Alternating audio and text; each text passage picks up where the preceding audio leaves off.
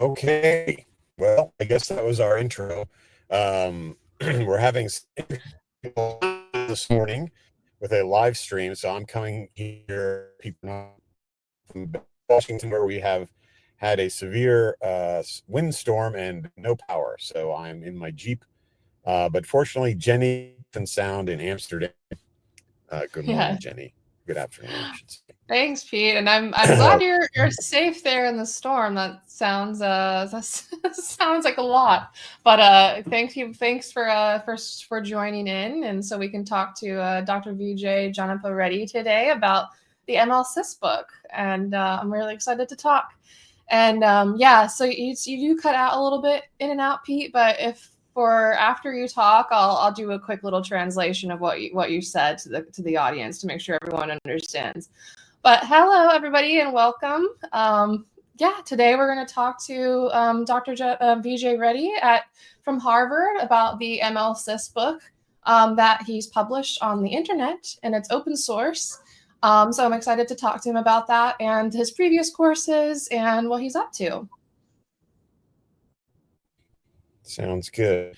Let me just bring Vijay on here, and I'll actually jump off so I can save some bandwidth. So, and then I'll jump back on again. Let's bring Vijay on. Vijay, welcome. Awesome. Howdy, everyone. Nice being here. Thanks for having me. Yeah, thanks for joining us. I'm going to let Jenny take over for a bit while I do some tech stuff here with my power.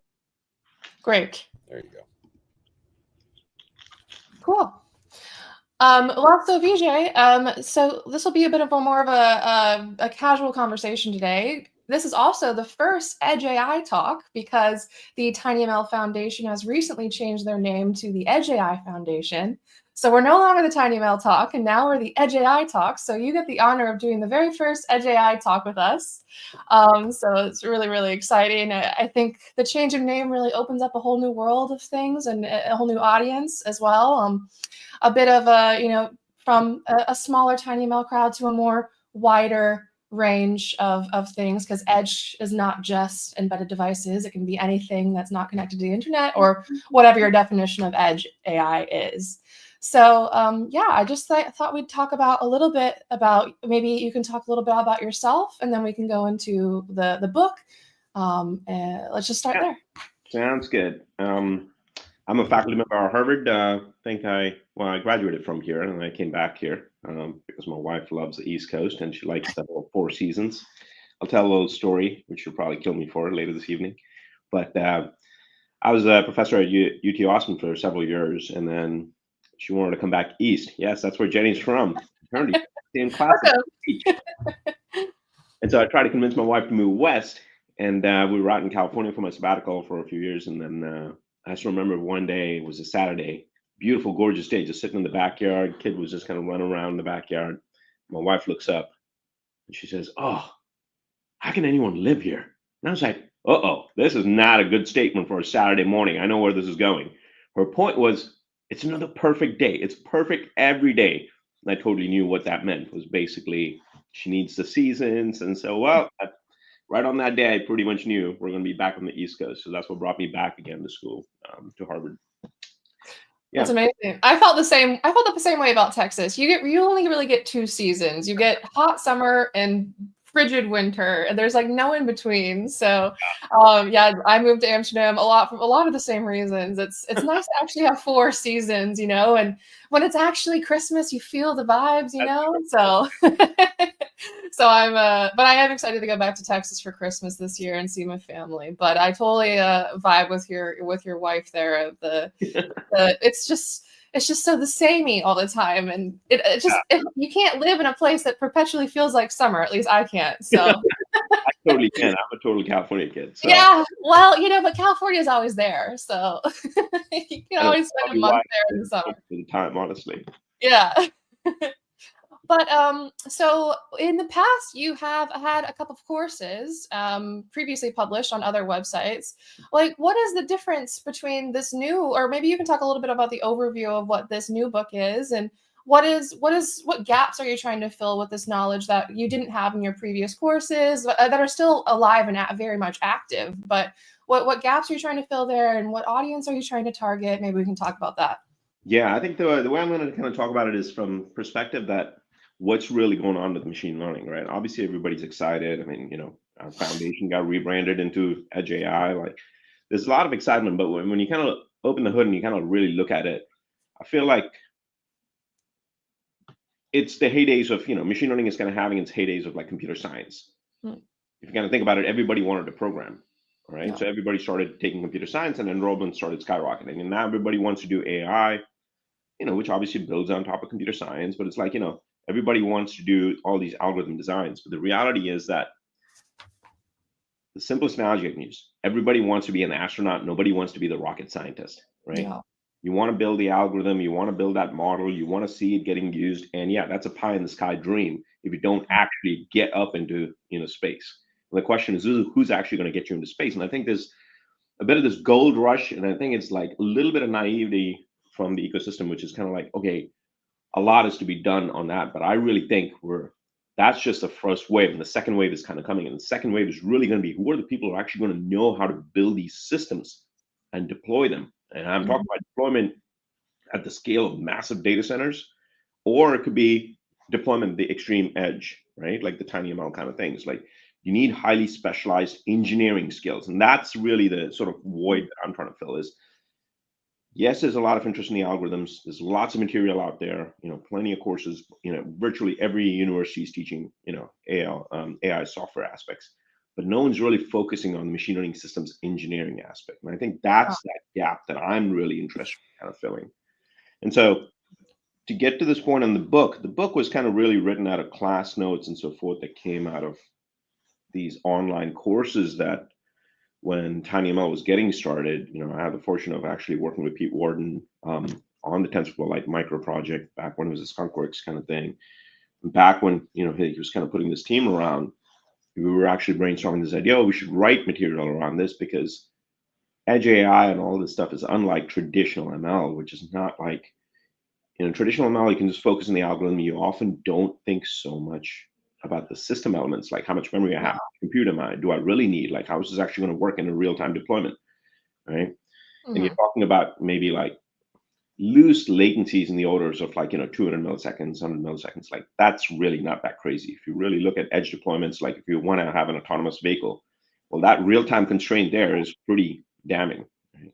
That really requires people who understand a little bit of that language about machine learning from a theoretical sort of perspective, but also understand the engineering aspects. And I think that's that really unique niche that I'm really super passionate about. So do you find, like, with all the hype with like ChatGPT and stuff, and these big LLMs and transformer models, do you find that people get excited, and maybe even students, they get really excited about these big models, and like even in industry, do you find that people are not really paying attention to optimizing for smaller hardware? Because I mean, in this world, we're finding these big warehouses full of GPUs that you don't need to optimize if you can have unlimited compute. So, so this course is primarily trying to focus on like showing the world that this is what needs to be done for the future of AI, or? Originally, I did start with that sort of a mindset. Like, I was kind of teaching these embedded ML courses, and at Harvard and online, I was teaching these TinyML courses. But when I started really just kind of, taking my class notes and just trying to scribe them out, in all honesty, this online book is still very much a work in progress. It's not a textbook yet. It's in its transition phase right now. And I would say it's more like, a dump of, all the things that I have in my head about what I think students need to know. And as I started writing it originally, it was literally called Tiny Machine Learning Systems kind of thing, because it's, just class notes from my book. And then I started writing it down, and I started realizing something quite critical. I was like, it didn't matter. Sometimes some of the concepts I was talking about, it didn't matter if it was a big system or a small system. It's like an operating system, right? If you go back to a conventional sense, you kind of think about it.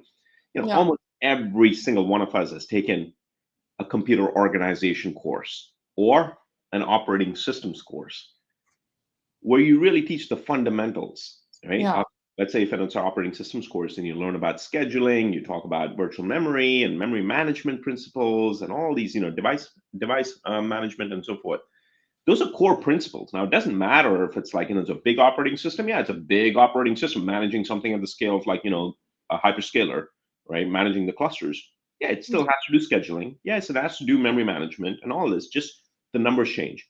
You go to an embedded operating system, same thing. You still have to do scheduling, and the mechanisms, the way you implement them change, but the fundamentals stay the same. And so the sense that I'm really getting at is like, it's not whether it's a big ML system or a tiny ML system. It's really just an ML system. And that is what I myself personally kind of discovered. I was like, oh, that is when the light bulb really went off in my head, which I was like, oh my gosh, this can be taught at a massive scale and should be taught at a massive scale, like we teach 101 digital logic design or any of those kinds of courses. So that was sort of an eye-opening moment for me. And that's when I really started thinking, okay, it's just machine learning systems. Now, of course, there are advanced concepts to the points that you're talking about, which is like, okay, if I'm going to build a hyperscaler, I need to think about massive distributed interconnects and so forth that I need to have. But that's an advanced concept. And I feel like most of the time, like when you look at institutions that do teach these things, like my school or my colleagues at other schools, we all already know all this material. And so in some capacity, we already know it's in our head, so we teach them in our classes. Yeah. But when you're talking about it, trying to make it like a universal kind of a curriculum that you should just know about, right? Just like you teach Python or just like you teach C and so forth. Then you really want to get into what are the fundamental principles that everybody needs to know. Yeah. That's kind of really been the fuel that's been kind of driving me and getting feedback, in terms of what needs to be covered. And so that's the way I've been approaching what we should put in the book. That sounds definitely aligns with my own education at UT, because the electrical engineering program is very much a bottom-up approach where you start from binary and you go all the way to Java. So definitely feels like it would definitely fit into that education. They're probably already having a course along those lines at UT Austin as well. So that totally makes sense. So I guess that segues into my next question. Like, so you told us that you saw like ML systems engineering is something that definitely needs to have a gap filled. But who is this online book really designed for? Is it for beginners who are just trying to get started out in AI? Is it people who are interested in embedded engineering? Is it people who are interested in generative AI? I know your book touches on all those topics, but like, who is like the ideal person to get started? What prerequisites would they need in order to get started with this book? Yeah. So it's a work in progress, as I've said. And so keeping that in mind, I was just talking to the publisher yesterday, who was kind of helping me sort through, okay, who's going to be the audience, right? Yeah. You're asking. And I'm really right now focused on, if this was to be taught at an undergraduate level, as core courses you need to have as part of your package of understanding how you build computer systems in the future, what are the things to talk about? And so that's where it's been really kind of targeted at like junior, senior year students, third or fourth year students, or intro graduate level students who understand this. I've also tried to cater it for people who understand a little bit about machine learning, but they want to understand the system implications, right? So for example, like, people will come up with a model, but okay, what if I want to trade off, accuracy versus safety, or accuracy versus, some sort of performance? Like, okay, what sort of optimizations are these systems people talking about? What does it mean to say do unstructured pruning? Right? Yeah. People might have heard about pruning, but often we talk about structured, unstructured, and so forth. So I've tried to kind of cater it for a bunch of different people. And so one of the things that happened just recently was that I ended up in the about the book section, I ended up actually adding the section about like, okay, depending on which persona you are, if you are a tiny ML newbie, or you're just an ML systems person, or you want to be a full systems, full ML expert, full stack expert. And so I kind of wrote out like a little roadmap of, okay, these are the chapters to touch. Yeah, that's awesome. Okay, so it's also it's junior, senior students, early graduate, but it could also be people who are just trying to advance their knowledge of these other areas of ML systems in industry as well. Yeah, absolutely. Yeah, I honestly think at this point it'll probably be a lot easier, candidly, for industry people to kind of be able to pick it up, because when I started writing it, I was just kind of like, okay, these are the core concepts to kind of get through. But that kind of implicitly assumes that you have a little bit of context about what's a microcontroller. There's students who kind of go through it and they're like, you just kind of talk about these microcontrollers, systems like it's kind of like second nature. Yeah. Now, an industry practitioner would not think twice about that word and probably just going to move on and be like, yeah, of course I know what that is roughly.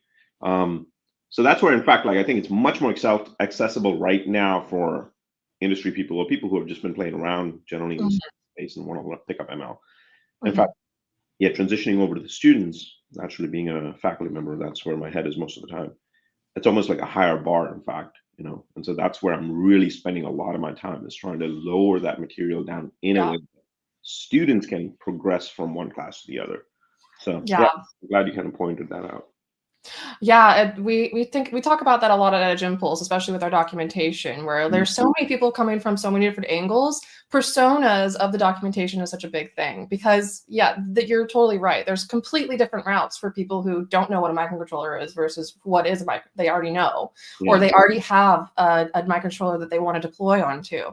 So those are completely two different knowledge ranges. So it completely changes the routes and what you need to include in the book. But again, like there's almost an infinite combinations of different people's knowledge versus what you can include into a book. So you really have to like choose like what are the most important pieces. So I'm sure you and your publisher are going to work really hard on what is going to be the most important thing. So I'm looking forward to that. So you mentioned publishing. Will this go on like Amazon or?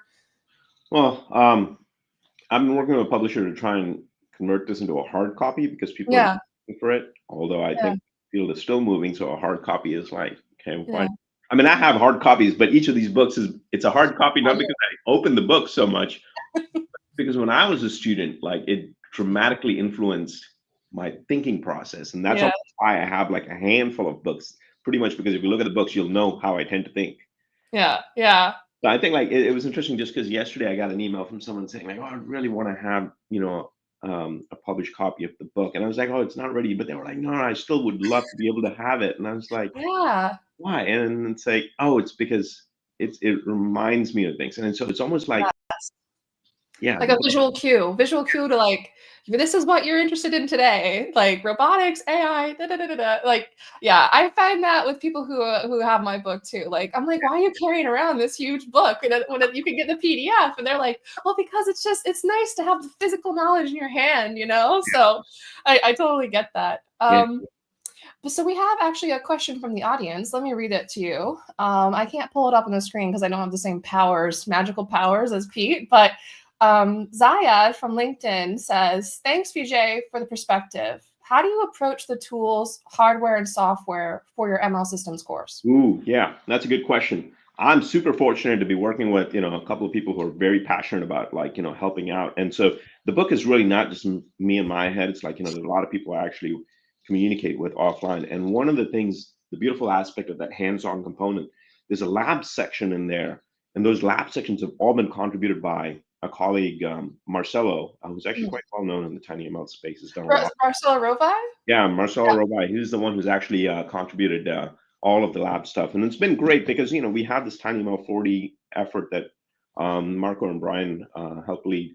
And Marcelo is sort of like is critical in that piece, and he's been doing lots of workshops. And so one of the things that we did was like we took that labs portion, which is really kind of the hands-on component, right? And I think that's one of the fascinating things about the ML systems kind of thing, because the question is like think about it. If you do ML, I often start by asking students, how many of you have actually built an ML data set? The answer is almost zero. Zero, yeah. If you want to build a big model, you can't. I mean, if you have a decent sized model, you immediately need like 1 million images. Where do you get that, right? So by and large, you just download someone else. But data is the way you program these systems. So if you don't understand how to actually program the system through the data collection process, then it's pretty much like, you're just playing around with a black box. That's why everybody calls it black box. It's not as bad a black box as people make it seem. That's just because you avoid the piece that you actually program it with. So if you actually understand the data side, you actually know what's going on. And that's what makes like the whole tiny ML piece super interesting, because like in Marcelo's labs, like, it kind of starts off with the whole data pipeline, right? And so you're kind of collecting data, deploying ML on these tiny ML systems, which is very accessible. So then suddenly you only need like 30, 40 examples. And 90% of the time, I honestly like, God, it's actually all based off of Edge Impulse now that I think about it, because it's very accessible for students to be able to like just through a GUI do that, and you still get the fundamental elements. And yeah, ideally you take the course, and then of course you're understanding what EdgeMPulse is doing behind the, behind the scenes. And For so sure. yeah, so a lot of that hands-on component is really based on, like, what Marcelo has kind of put together, and we've been very systematic about it and trying to make sure we cover different modalities of sensory input coming in, just Mhm. different kinds of input data, because you have to deal with them differently. And Mhm. we've been very structured in making sure when we support it on different platforms, that the same set of labs are actually supported on different platforms. Yeah. Right. So that's sort of a thing. So then there's a little bit of portability, and this is why we don't support any arbitrary thing. And through that, we've been trying to kind of curate all the material into one cohesive thing. Mm. So yeah, so that's kind of how we approach the hardware software interface. It's so funny what you said about the data collection, because we talk about this a lot at the previous TinyML Foundation summits, now the Edge AI Foundation conferences. But we talk about this a lot, that people are just not interested in collecting data sets because of all the massive ones that are already out there. But I find at EdgeImpulse, like, because we have such an easy flow, and other AI tools also have easy flows, but of course I'm biased for EdgeImpulse. I find that the data collection part is some of the most important, most fun part. And I also think it's some of the most relevant part for actual industry engineering for AI, for edge AI applications. Because once you get into, a company where they're actually doing, AI for various automobile sensors, or AI for window detecting your window open and closed, and burglaries and security, there's not going to be like a preset data set on the internet available for you that works exactly for your use case. So it's a really important skill in order to think about, like, how do you orient, your different ML classes? How do you collect the data accurately and securely? How do you get it over the air? How do you store it on the device? So I think that's actually one of the most fun parts, and we find at EdgeImpulse too that it's one of the most crucial parts. So it's really it's heartening to hear you talk about that. And Think about it like, people make this mistake when they take ML courses and so forth. They think data science is actually data engineering. There's a big difference between the two. Yeah. Right. And it's a fool's thing to kind of think like, just because you know data science, it translates to data engineering. Like a lot of the things that Jenny just kind of mentioned, which is like, how you manage that data, and like kind of how you kind of, think about what aspects to focus on and so forth, is not necessarily data science. Data science is more the curation part. The engineering part is a little different.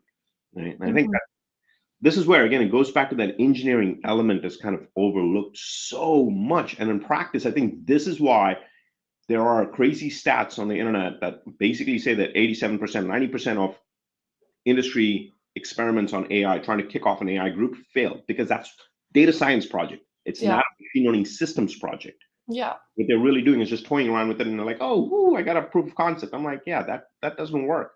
You have Yeah. to. It takes a massive new team of people who understand this lingo to pull it off." Yes. Yeah, there's a lot of this misconception, or like this gap in what's actually out there and what's actually needed versus, like, what people mostly talk about. So Yeah. Well, people are interested in what's the most flashiest thing, So, mm. but yeah, data engineering is arguably one of the most important parts of ML systems engineering. But we have another question from the audience for you, and it's a simple one. What microcontrollers are used in the labs? Oh yeah, so we try to gradate them intentionally by cost, just because we've learned that different people have different levels of, depending on where you are in the world, a dollar goes a long way or a very short way. So the simplest ones that we have are like the Xiao Sense. Seed Studio has been a really good supporter of us, have donated many kits, and so the Xiao Sense is something that we use because that's only about $15. Still, in some places that can still be a lot. I'm talking about developing countries and so forth, where we do outreach. Then we have the next one up is a pretty beefy system, which is like the Nicla Vision from the Arduino, which is more of like a professional grade embedded microcontroller, uh, Mhm. embedded system. And then of course it goes up to Marcelo just recently pushed up the Raspberry support. Yeah.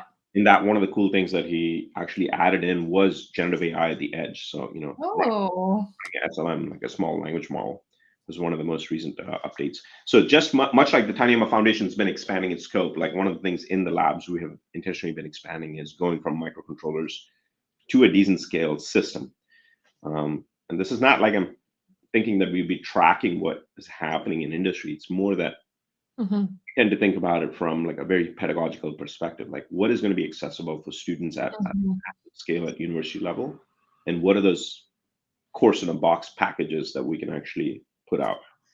And I find, especially with the microcontrollers and the boards that you've chosen for the book, they are like, it's one funnel with lots of documentation, but it's also the foundations and fundamentals that you learn from programming for the ESP32 or for the Raspberry Pi. Those fundamentals that you learned for that board apply to almost every other microcontroller that you can find as well. You know, you could get a completely different board, and as long as you understand, you know, how to compile the code and how do you, you know, incorporate new sensor drivers, the fundamentals are all there from what you've already learned for the ESP32 that you can apply towards, you know, the NVIDIA Jetson or something. So I think those are really good, especially those boards. They're so well documented and they're so widely used. If you're having any sort of like compile errors, you can just literally copy and paste it into Google, and someone has already experienced it before.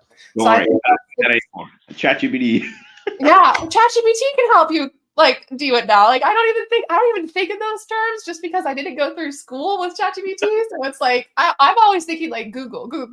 But you're right. Now it's ChatGPT. And even the ChatGPT web browser. Like yeah, that's right. Yeah. That's an amazing time right now. So we have another question. From Cesar, JAX is now supported by LiteRT, formerly TensorFlow Lite, offering a simple and efficient option for TinyML implementations. The ML workflow would be highly simplified for beginner users. I guess the question here would be, have you considered talking about JAX in the book or in your courses? Yeah, definitely. Yeah, people have definitely given me some really good feedback in terms of like the AI framework section, for instance, to be you know, very blunt and transparent, is like it's very biased towards TensorFlow ecosystem. Yeah. And honestly, it kind of comes from just, you know, I know the TF ecosystem really well inside out. And so when, you know, again, these were coming from my class notes, and when I was talking about it, I like to be able to cover the full spectrum of the stack and help people understand, okay, what's the difference between TensorFlow versus TensorFlow Lite versus TensorFlow Lite Micro, or like, you know. And so one of the criticisms there is like it's a very TF based kind of thing. And the two pieces that people have asked is like, you know, stuff around JAX, as well as like, you know, around PyTorch, because PyTorch is now starting to span that ecosystem. And so we're actually actively working on pulling in JAX and PyTorch into the curriculum pieces. It's not there, and honestly probably won't be there until I would say like March, April is earliest I would think that we would actually push some new updates. Would this be an opportunity for someone like in the community to provide some, you know, like a GitHub issue or a GitHub PR to add some content? Yeah, absolutely. Yeah, that's a key thing that Jenny just kind of touched on, is like, you know, when we started doing this book thing, it is an open source project, and one of the key things, like if you go to the MLSysBook.AI, you'll see that there's an acknowledgements kind of tab on the left side right at the top, and it's because, you know, there are contributions that come in, and I don't care if it's a contribution is like, oh, here's a major section with some crazy technical depth, or if it's like, hey, I found these typos and, you know, these mistakes that people have caught. I give kudos to everybody. And so if anybody who just kind of issues any sort of a issue and, you know, files an issue and, you know, gives a patch of any sort, it automatically pulls that person up into the acknowledgements thing.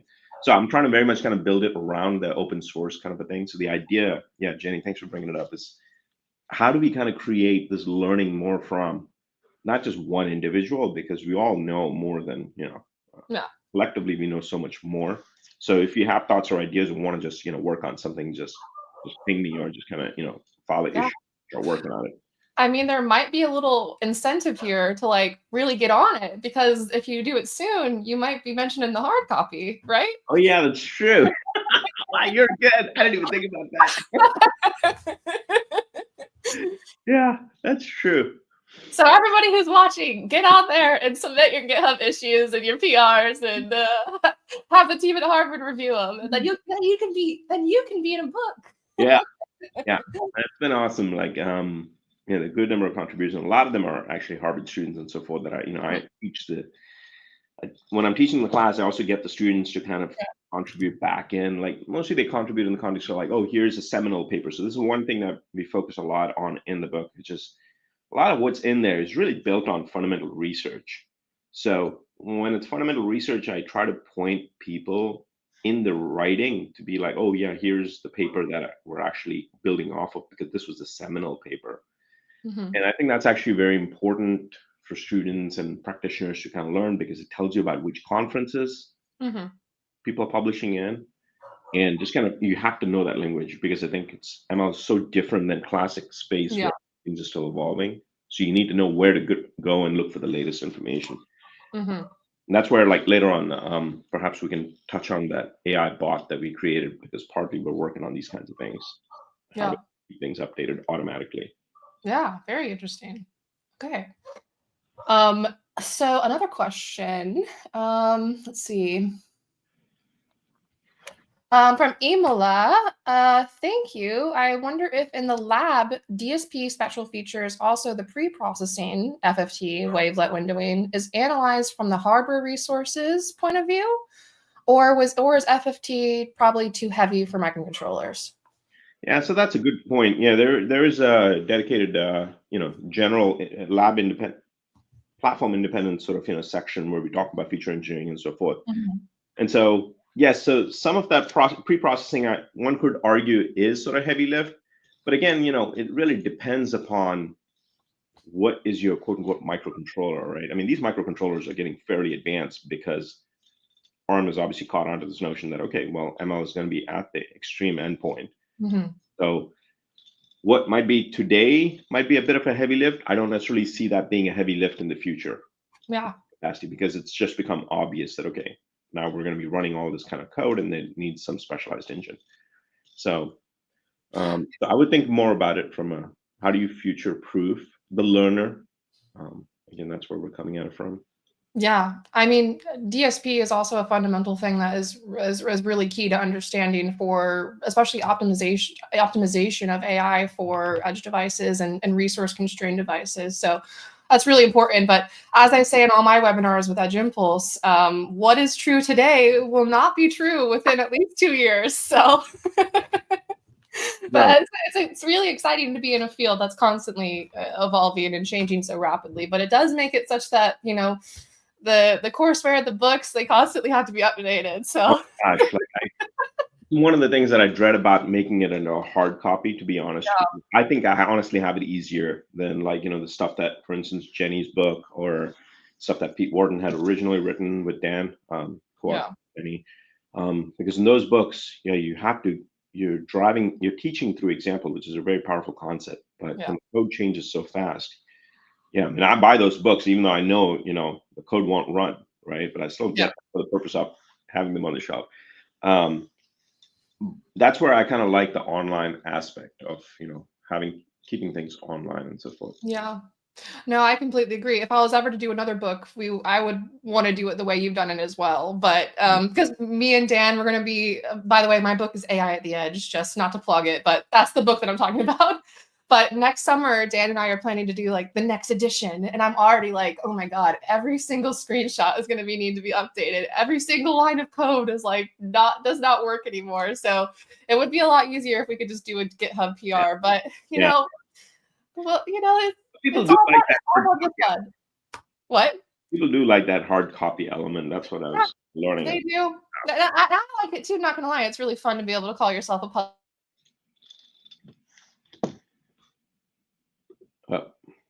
But yeah, no. We have another question from Zayed. One challenging aspect of Edge AI is the variety of domain expertise. I find it challenging to provide this expertise in an engineering course. Any suggestions on how to create this balance in a course?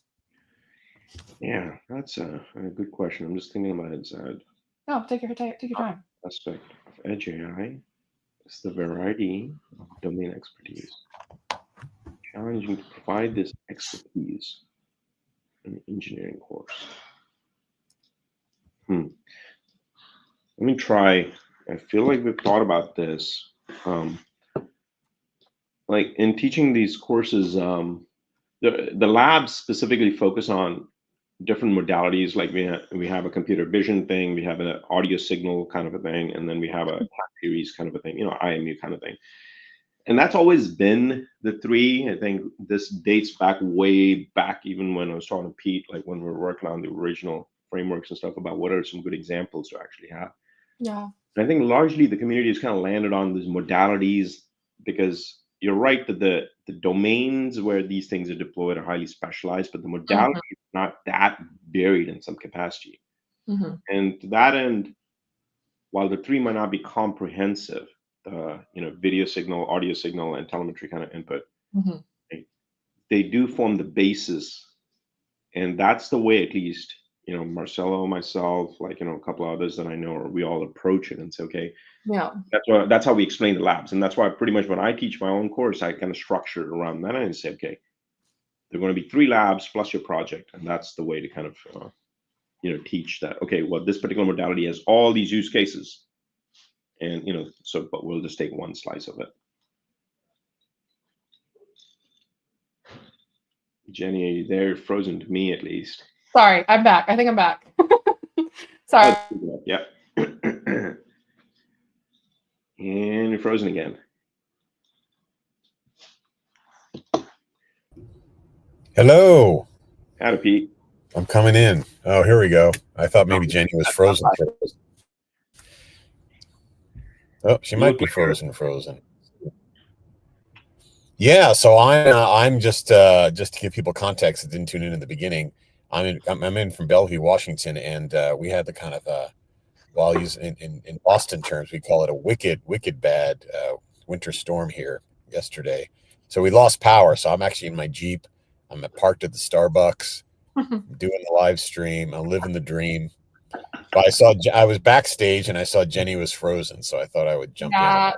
You're good. So I have this weird setup, Pete, at my house where I literally like a 50-foot Ethernet cable running through my entire house. I've done that. So what happens is like one of the pets will like, and then it's not the best solution, okay? But it's an engineered solution. So, but apologies for that. But I did have one comment on the last question we were talking about, and we encounter this question a lot at Edge Impulse with our solution engineers. We don't have the domain expertise for every single domain in the world, So that's why when we're talking to our customers and people that we are wanting to engage with the Edge Impulse platform, we always emphasize that they should be, or they likely are the expert of their own domain, of their own data set, of their own, what they want to do with their product.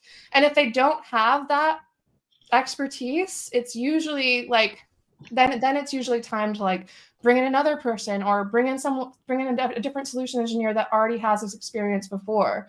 So I think it's like you said, it's a focus on the fundamentals of domain expertise or of fundamentals of various types of sensors, computer vision, time-based frequency. So focus on learning how to deal with those fundamentals and then extracting, more information about your specific domain once you get into industry.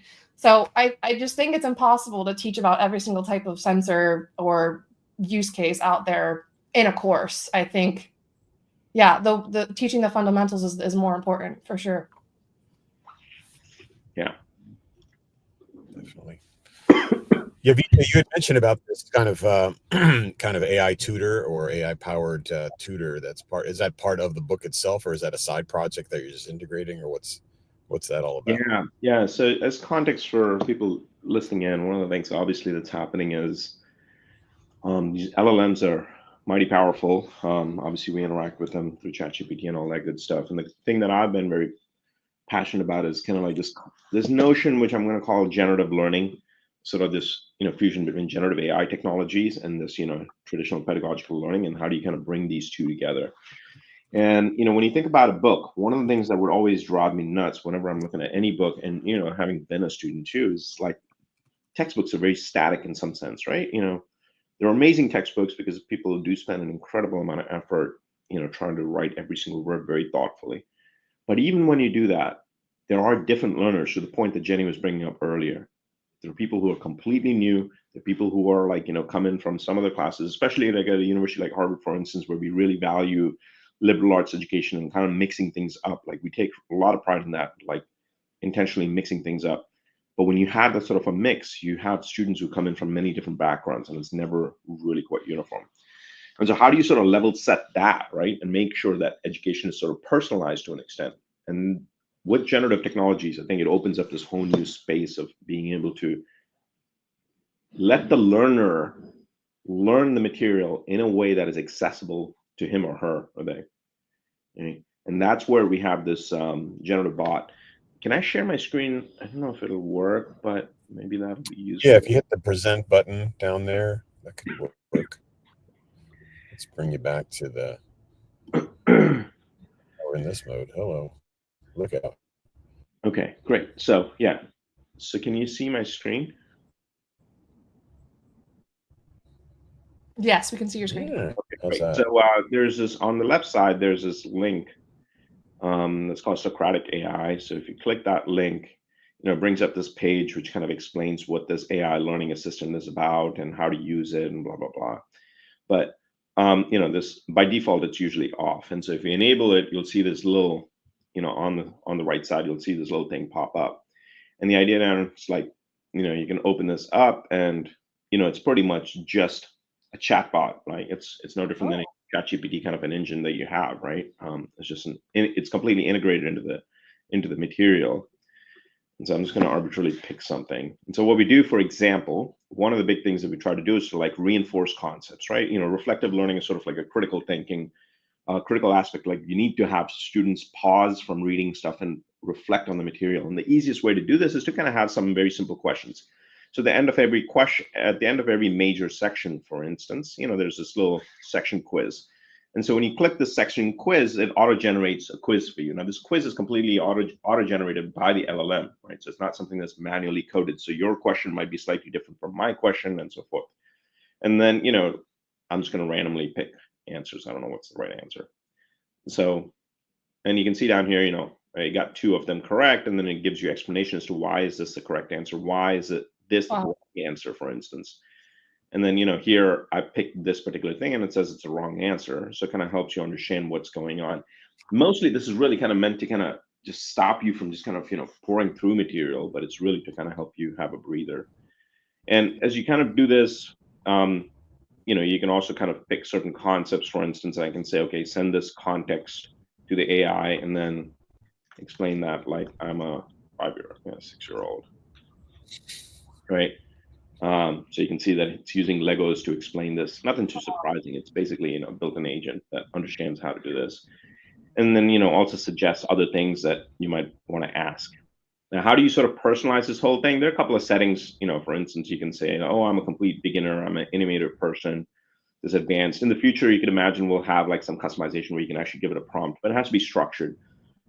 Obviously, we're academics, so we tend to think very carefully about how to put things in. So, this is no whole notion of Bloom's taxonomy, which sort of understands how to ask questions to really test material. So, the agent behind the scenes kind of knows all these things and allows, automatically does that. And, we want to gamify things in order to kind of make it a little exciting for people. It's like my daughter is like a Duolingo binging. I don't know why, but she loves the streak. She wakes up and the first thing is like she's got to do the Duolingo because she's afraid she's going to forget the streak. I don't know where that obsession comes from because I sure don't have that. But yeah, so we have like a dashboard that kind of generates stats about how you're doing and whatnot, and then you can download the report. Wow. Mostly it's download because for me as a professor, I need to know if students are reading the material and so forth, so they can download it and upload it and say, okay, I finished the quiz for this particular reading assignment. Mm-hmm. Some of the things that we're thinking about is like, you can think like with all this kind of knowledge in place, as students are kind of progressing, you can actually have the agent learn about what the students are learning and not learning well, and then reinforce those concepts. So make suggestions on, hey, you should go back and read this chapter and that chapter and this particular section because it has the full context and so forth. So a lot of stuff behind the scenes, but we've only enabled fairly basic sort of functionality, but good enough that it helps people. So this is what we've been that's fantastic. Would have been such a game changer to have when I was in university, All right, yeah, I use it. Yeah. Magic.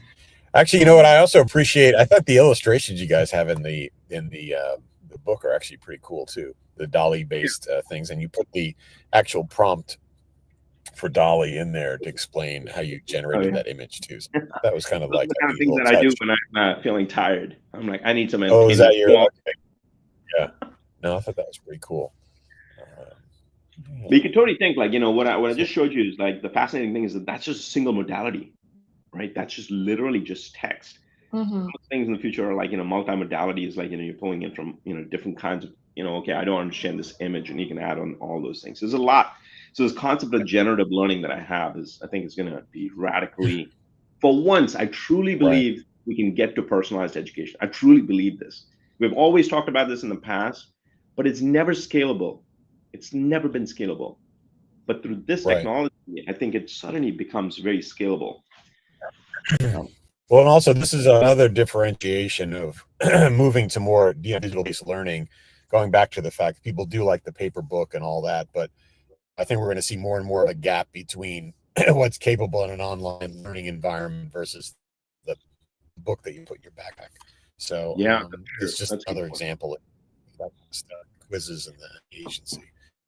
Yeah, the nice thing about like having an online textbook for me has also been like I can actually engage multiple modalities, right? There's the text, then obviously you have pictures, which has always been around, but then now I embed videos in, right? Which students absolutely love these short videos, and I'm not trying to invent everything from scratch. Like there's plenty of amazing people putting amazing material online, but the key thing I think that we're all going to face as a major challenge in the future is not whether we have access to content.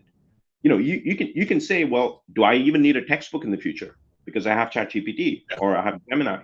Do I need it? Right. I think it actually becomes even more important to have a textbook because you need to know how to think about it with respect to how the world's kind of evolving, which I think no generative agent will ever be able to kind of rationalize that.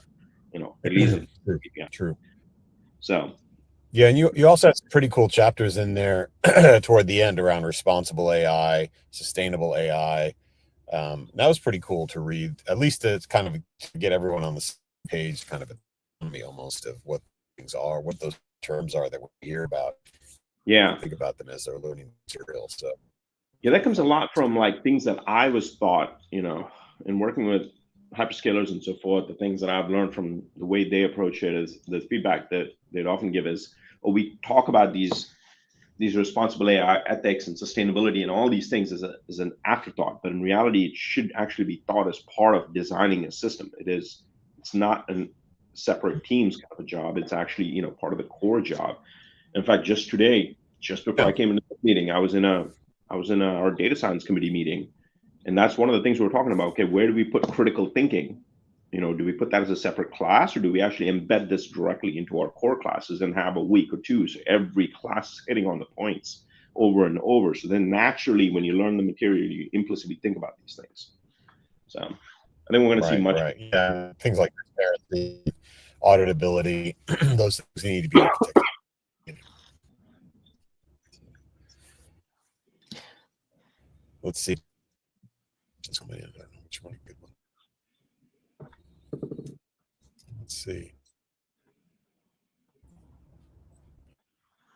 Let's see. Other questions here? There was one from Nanda. Yeah. Is TinyML Ops already included in the course? And I did see that there is ML Ops, but if you want to speak about that a little bit more. Yeah. So ML Ops is definitely in the course because the course is really structured into like a key set of pillars. So one is like focusing a bit on data, then talking about the training, then talking about the deployment, and then maintenance. Right? That's like any engineering project. You can build a bridge, but if you don't maintain the bridge, you've got a serious problem. Right? And so maintenance is kind of talked about it. And TinyML Ops, like there was a section where we kind of like try to emphasize how do things kind of change when you're talking about embedded ML Ops. So I kind of talk about things generally and then talk about, okay, what are the unique challenges that start showing up when you're talking about TinyML Ops? Because Jenny kind of alluded to this at the beginning. It is indeed very hard with the fact that you don't tend to have network connectivity, or the fact that you have to estimate 50% of your power budget needs to be dedicated for comms, for barely sending any information up. Like those are fundamental challenges that you never ever sweat in a traditional ML pipeline. If you're on a Kubernetes cluster, I doubt you're going to be sending out a couple of network packets about like, how many predictions the model has made and, whether it got right and what it thinks it got wrong. It's just noise in the massive collection. But in TinyML, it adds up like crazy, especially if you're doing LoRaWAN and so forth. So yeah, there is a section that kind of like talks about some of those unique challenges. It's a good question, this is a bit of a long one, It's but a good question. it's a good question, but it did get cut off. So if they want to finish the question in another method, that would be great. But essentially, the question is, thank you so much for writing this book. They've already adopted the book's material for their Edge AI course at the Indian Institute of Science, which is amazing. Their question is about the programmability of microcontrollers for Edge AI. While C is preferred, the learning curve is steep, and many beginning level students find it difficult to understand its low-level interfaces. I'm assuming the rest of the question goes on, like how do you teach around this, and how do you adapt this for different types of deployments for different microcontrollers that don't use C versus C++, et cetera, et cetera.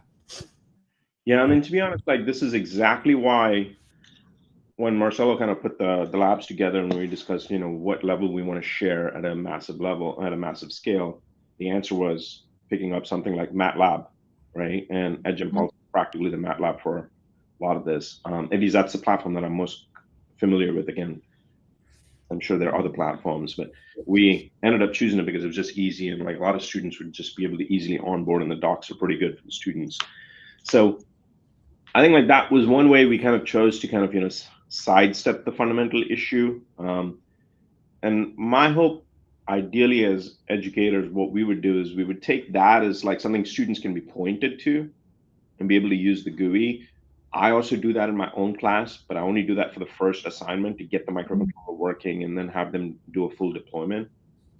After that, we rip the Band-Aid off and say, wow, that tool did a lot of magic. Now let's actually understand all the magic pieces, because at the end of the day, it's doing some pretty heavy lifting. Yeah. They just slapped on a very nice GUI and understood how to work with, users, not the engineers who actually have to build the stuff inside it. And so that's something that I think like the students gonna have to, that's on the instructors to be able to do. And so there's no easy answer down there, right? I think this is also one of those areas that makes it difficult, because AI and so forth is really a confluence of embedded systems, however big or small the embedded system is. So you need that traditional hands-on kind of an aspect. And then you have the ML component coming in. And then as I had mentioned earlier, it's that whole domain expertise kind of comes in. So I think that's one of the things that makes us all unique, is that an ML engineer cannot simply come in and be like, oh, you all doing Edge AI, I can do this. It doesn't quite work that way, because suddenly they're hit with all these crazy constraints and all these quirky things, like, like you're pointing out about low-level stuff. And I think that's what makes the ML systems engineers a unique breed of people, right, who can do all this deployment. And I mean, I'm not going to lie, starting at C code for a beginner is not easy. But I will say, if the students work hard at it, it will unlock every other code language for them. Because if you know the fundamentals of C, you'll know the fundamentals of almost every other language, and Python, et cetera, et cetera. So it's definitely a difficult thing for beginners, but I think it just takes a motivated student as well. I think there are also like these, high-level tools that are kind of coming out, right? Like Micropython and so forth. Yeah. Up. I think like it's just that now that we know that, okay, ubiquitous computing is likely on the horizon and it's possible, we're already deploying it. I think it's bound to be that the languages are naturally going to evolve, right? Like Rust and all these languages are also going to start kind of like transitioning over. Yeah. Because now there's a value proposition and there's a market for it that will actually pay the, you can hire people. So. Yeah, and that actually just bleeds into his next question that got cut off. Or what are your thoughts on using Micropython and its future for developing Edge AI applications? It just won't be my first go-to kind of a thing, because I guess, I'm like Jenny, and so forth. We just kind of rip the Band-Aid off and say, sink in, kids, like this is the real stuff. This is what happens with engineers. And so, so I tend to be on that, rusty side of like, well, it's just, you want an engineering title? That's what makes us special. It's like, we can take the beating. So yeah, for sure. It's the longevity of really just, it's so difficult, but it's the success at the end that gets you through, So, but Micropython I find is a really interesting. We hear about it all the time at Edge Impulse. Like, do you deploy with Micropython? Can you use Micropython? And I think it's definitely up and coming. But I don't know if it's going to be used in a lot of industry deployments, because I think in industry deployments you really need like the bare bones code, because you're not going to want it. You only have limited storage space and memory and all those different types of constraints. So at that point, you usually need to do like the C level, C++ level code. So I don't know. I mean, we'll see how Micropython evolves, but I'm curious as well. Maybe your course will revolutionize that space. Yeah. Yeah, definitely. Hey, we have a few minutes left. Yeah. I was going to say we should probably mention that there's a scholarship angle here that you're pushing with your GitHub stars. Yeah, right? I was actually for every star, do you want to explain that a little bit? Yeah, I'll explain that. Let me just share my screen, because yeah, I'm super grateful to people who support these things. So back on our main page. So folks who know me know that I'm a very big fan of like outreach and supporting it. I often say that if you hold Googles and Metas and these hyperscalers responsible for all sorts of doing technology in a socially responsible way, then I say, like, for education, it falls on academic institutions and nonprofits to kind of do the right thing, which is kind of help support education, outreach and so forth. So one of the things that the Edge AI Foundation, coincidentally, this is not like it's been arranged in this way at all. Coincidentally, it happened, like, the Edge AI Foundation, thanks to Pete here, they're actually supporting these scholarship funds. And the idea is that what we wanted to do is basically, support 2 or 3 students. It's a fair chunk of change for, like, having them actually work on problems that are relevant for the Edge AI Foundation. So every star, for instance, that we accumulate, leads to some sort of support in terms of funding behind the scenes from the Edge AI Foundation. Now, just to give a shout out in this, like, Arduino and Seed actually did this last year, where this year, they were donating these hardware kits that, added up into several thousands of dollars, where we ran TinyML workshops in development countries with their equipment. And so now we're trying to progress through that, like from hardware kits to actually, okay, we want to bring students on board to actually be able to support them financially, like actually pay for, the housing and all that kind of stuff.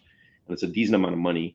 And for every star we get, like, adds up in terms of, the expense that we can actually expense for them to be able to work on projects that are relevant to the industry. So does that cover that, Pete? If not, please free to jump in. Yeah, no, I think that's great. And yeah, like we have a scholarship fund. I put the URL there. If you want to take a look at it, we're going to be launching some fellowships in 2025 and some travel grants and underwriting workshops.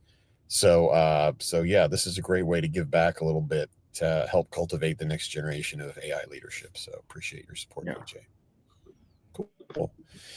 Well, we are a minute or so away from cutoff on our live stream here. So any last thoughts, Vijay, you should leave us with, other than go to MLSysBook.AI and start digging in? Again, my exciting thing I would say is that everybody wants to be an astronaut. Nobody wants to be the rocket scientist. So here's your opportunity. And I guarantee you, from a long-term perspective, I think there can be plenty of ML, quote unquote, model developers because the model development pipeline is becoming so easy. But there are going to be very few people, relatively speaking, can actually build those systems. And that's what it's going to come down to, is being able to deploy these things, because the pipeline up in the front is maturing to the point that it'll flow. So you should think about that. We're already seeing that. So you make a great point. Sounds good. Yeah, but thank you. And also a reminder, it's open source, so feel free to contribute to the book if you wish, before it gets turned into a hard copy. And thank you so much for joining us today, and everyone in the audience who asked such great questions. Yeah, thank you, folks. Thank you, Pete and Jenny. Appreciate it.